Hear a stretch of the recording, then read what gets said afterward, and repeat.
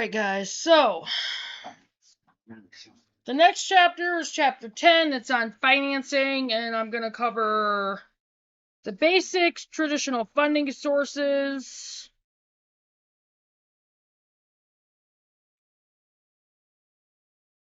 Actually, I'm just going to do this whole chapter because it's just small. So here we go on financing. This is the basics. One of the biggest issues you'll run into regarding homesteading is funding it. Even if you have the property and all the materials you need to build, there will still be a period when you have to provide for yourself and your family while waiting for the operation to at least pay for itself, in whatever way you consider valuable. For that, you'll need capital. Honestly, I don't know. I didn't know that when I started homesteading. I was under the impression we could just find our little piece of land, get some goats, put seed in the ground, and just go off grid. My intent, silly as it sounds right now, was to find a way to survive and raise my family without money. It doesn't really work that way.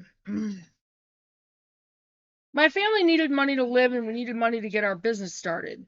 Funding to start from scratch came from our savings, part-time jobs, and culling our lives down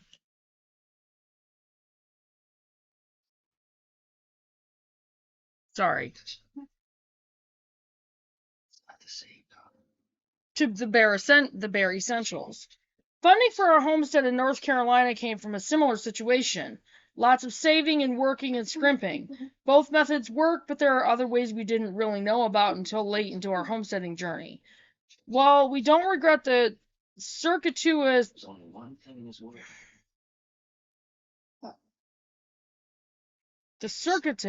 route it took for us to finally get our act together, it would have happened a lot faster with some sources and some forethought. Cinnamon, what are you doing?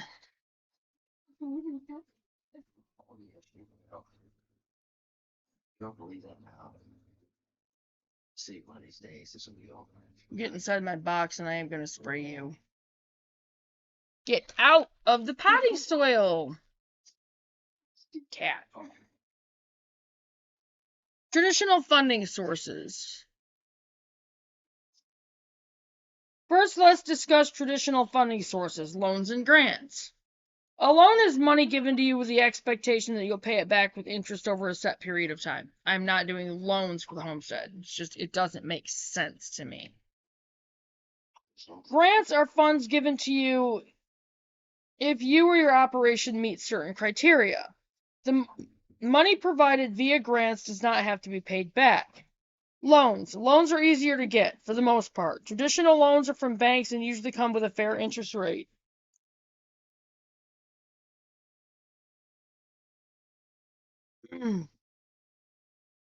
Most farm loans or homestead loans are going to be considered farm loans and are going to be tied to the property, which means you'll be securing the type of loan known as a mortgage. Mortgages are usually paid out over 30 years. Interest rates for mortgages, however, are usually relatively low compared to other types of loans. Most homestead loans will be considered farm loans and will be tied. Okay, no, sorry. The United States Department of Agriculture and the Farm Service Agency also issue agricultural loans. In addition, some states have agricultural programs that also issue loans. However, these loans aren't usually a good fit for homestead operations. To be eligible for an FSA loan, an agricultural enterprise has to provide tax returns showing a profit for at least 3 years before applying for the loan. Thanks. Good idea. State agencies sometimes have seemingly confusing rules outlining what can be considered a farm or agricultural enterprise, often including minimal land requirements. This means that a lot of homesteads don't qualify for the loans and grants from state agencies right off the bat. All right, grants. Grants tend to require a bit of legwork to get. Generally provided by government agencies, grants are usually offered for very specific needs. It's difficult to get a grant as a startup operation. After 2 or 3 years of getting your homestead going, you may be eligible for all sorts of money. Grants, however, are highly competitive and often take a lot of effort to put together. Each grant project must include a proposal on how you'll use the grant money and details about your operation. It's a very time-consuming process, which is why many applicants for grants work with a professional or semi-professional grant writer. Grants are the primary way the USDA and other government agencies encourage agriculture in America. Government money is available for all sorts of reasons, but if you get it, you better have all your ducks in a row. Loans and grants are both great sources for developing capital, but they have their drawbacks. The idea of a 30-year mortgage scares the dickens out of me. The only commitment I want to last that long is my marriage. Grants are fine, but in my experience, by the time you realize they're available, the deadline has come and gone. So what other options are there? Non-traditional funding sources. Crowdfunding. Crowdfunding is a newish way to raise money outside of traditional loans and grants. Essentially, you take to the internet, providing a business plan and model that investors can choose to contribute to. The investors tend to provide small amounts, some as small as $1, that can be used to fund your concept. Most crowdfunding sites require users to establish a funding goal. Be aware if that goal isn't reached, you often don't get any money. If you have a goal of $2,000 and that goal isn't achieved in the time allowed to raise it, you get nothing, no matter how close you are to reaching the goal. However, if you surpass your goal, you do get that money. Most crowdfunding sites suggest that you offer your investors rewards for their investments. For example, if you're starting a rabbit fleece needle felting business, you could offer dryer balls for anyone donating more than, say, $20. While the people who contribute to crowdfunding campaigns are called investors, they don't actually get a return on their investment. Crowdfunding investors usually invest money into a project out of sheer desire to see the business get off the ground.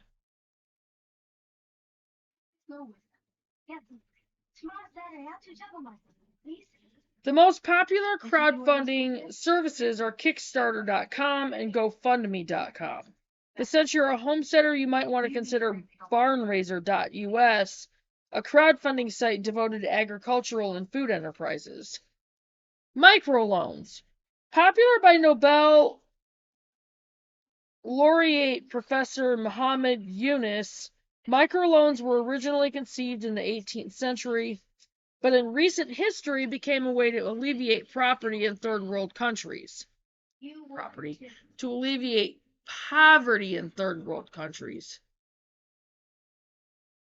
By providing small loans too small to be profitable for traditional banks, to individuals and businesses, poverty in these countries can be alleviated by allowing individuals to create small businesses so they can earn a living for themselves and their families.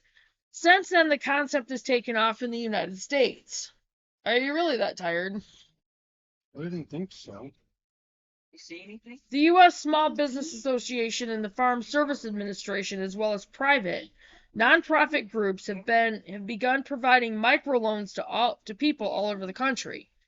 The loans are typically less than $100,000 and sometimes they're less than $1,000. The interest rates are often lower than the bank loans and they may have a shorter payback period. Microloans are better suited to established businesses and operations, but they allow an expansion of opportunities for many small businesses. I know of a farmer in North Carolina who used a $700 microloan to purchase a brooder, allowing him to start a small chicken hatchery. Organizations like Slow Money, slowmoney.org,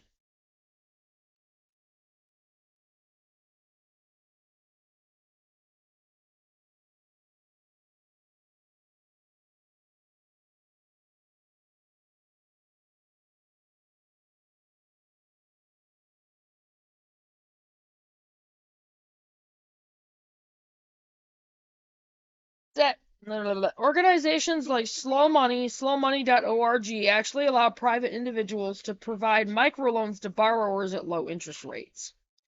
CSAs as a funding source. The most unusual and fun funding source to me, however, has to be the CSA model. CSAs, or community-supported agriculture, are like local crowdfunding campaigns. At the beginning of the year, farmers sell shares of the harvest to community members. That money is then used to provide for everything the farm needs to get the harvest in the ground. Then, once the crops and harvest are ready, CSA investors pick up their share of the produce.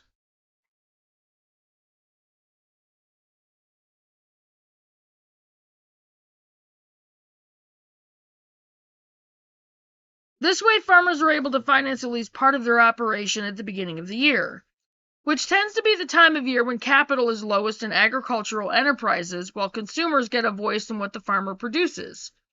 CSA shares tend to be, but aren't always, cheaper than buying the produce piecemeal. The drawback for the consumer, however, is that you don't have a say in what you get in your produce box, for the most part. When a particular crop comes to fruition, that's what you get. The great thing about that, though, is that you're always eating produce in season, which means they're going to be the freshest, tastiest veggies ever. If you're interested in doing a CSA, start with your business and farm plans. Find out how much money you'll need to get a crop in the ground and then sell shares based on that. Most CSA shares sell for about $300, but that number varies based on your region. So, for example, if you need $4,000 to produce a crop and CSA shares sell for about $200 in your region, you will need to sell 20 shares to hit the goal. CSAs usually provide shareholders with produce shares for a set number of weeks during the season, usually at least 8. While the CSA shareholders expect their shares during those weeks, it doesn't mean farmers can't sell produce during other weeks.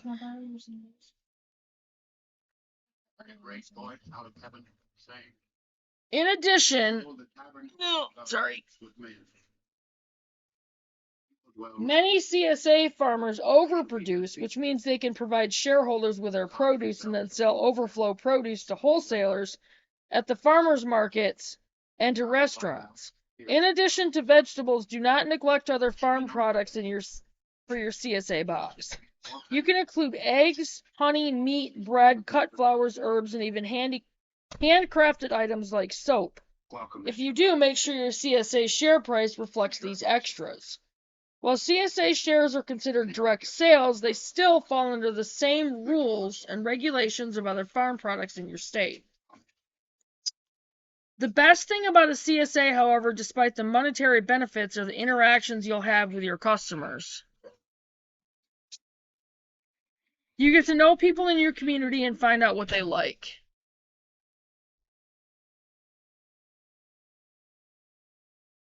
You learn a lot about a person when you're feeding them 8 or more weeks out of the year. And then the friendships you make will be inevitable as you continue your operation. Don't forget the community in community-supported agriculture. Whenever you can, try and do something nice for your shareholders.